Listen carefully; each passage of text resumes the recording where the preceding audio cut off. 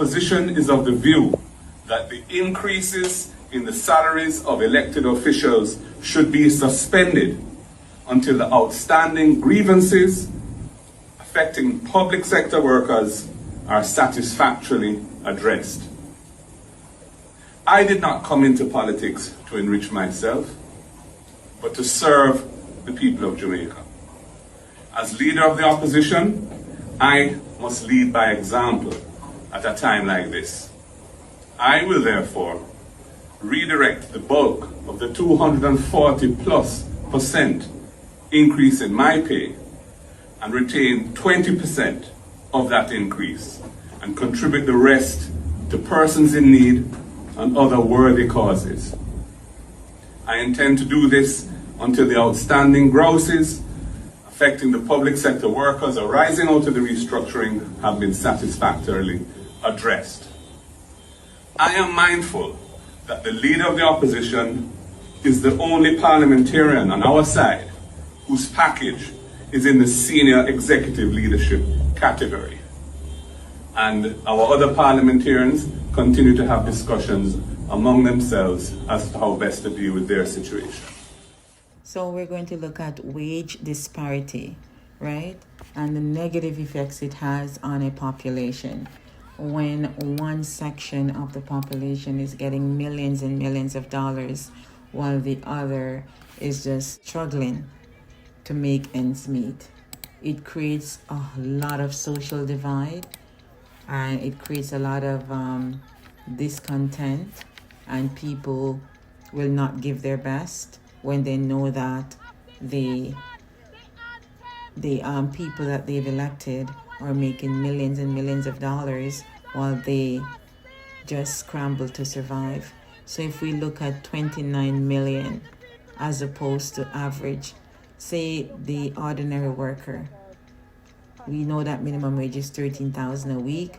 The people who are on minimum wage salary would be making say 50,000 to 60,000 a month, right? Average around 50,000 a month.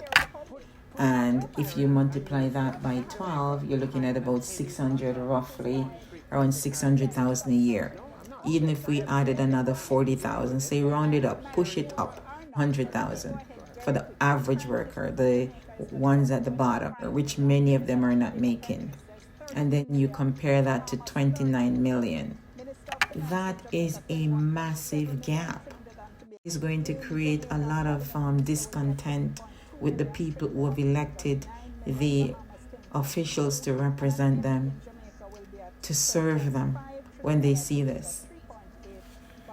Right? The Canadian Prime Minister makes around 340,000 a year, and the average worker, say take a factory worker, they earn around 50,000-60,000 a year average. A lot of them work much more than that, right? But we're just saying average 50,000-60,000 a year. I know salespeople who make 200,000 a year. That is not too far from the Prime Minister's salary, a regular salesperson. Of nurses and teachers make 100,000, so that would be about 30% roughly of what the Prime Minister makes, right? Some teachers are even making more than 100,000. And, professionals are going to be making 100, 150,000, 200,000, going up there. So close, some are making even more than the Prime Minister. So when you look at the regular person's salary in Jamaica and you're going to compare it with that of the Prime Minister and the Member of Parliament, you're going to see this massive gap, right? And it does not sit well with the ordinary citizens. And if something does not sit well with the citizens, then you should not be proceeding with it. This should not happen, because you're there to serve the people, right? And if the people are disgruntled and unhappy, then you have to go back to the table and say, hey, what did we do here? Love the power. Increase that the government has dealt unto themselves, give themselves, put into their pockets. It is wickedness, because what it does, it further divides the people. It put them further into the 1% that is rich and doing well, and the working class people, it separates them from the working class people. The hardworking teachers, police, firefighters, household helpers, everybody else is in a class that is suffering. Everybody in a class that cannot feed their family. You can't feed your family on minimum wage $12,000.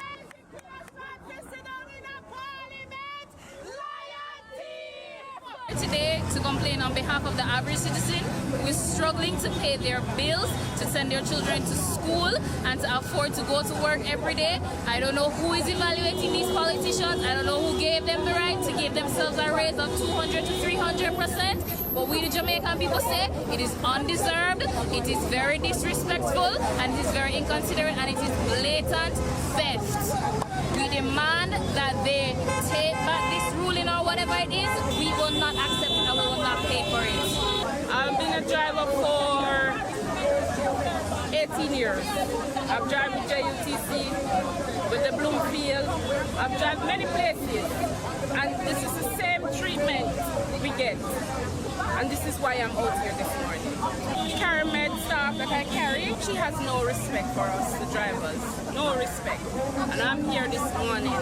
A lot of employees that we have driven, the postal drivers, they have no respect for us. The increase of pay, they don't want to give it. Because they're not paying any subsidies for us. We have to be doing that.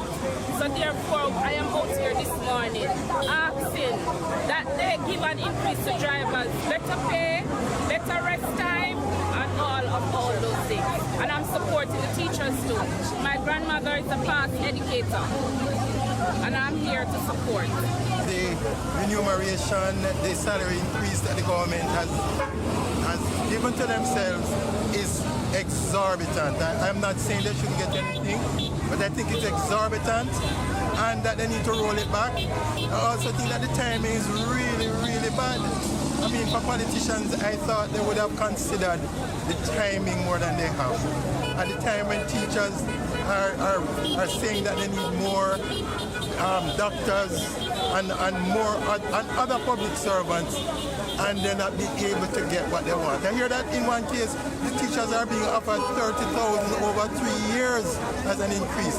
That is not right for the government to get this kind of increase when they are not allowing others who are justified in getting a better increase from doing so. That's my opinion.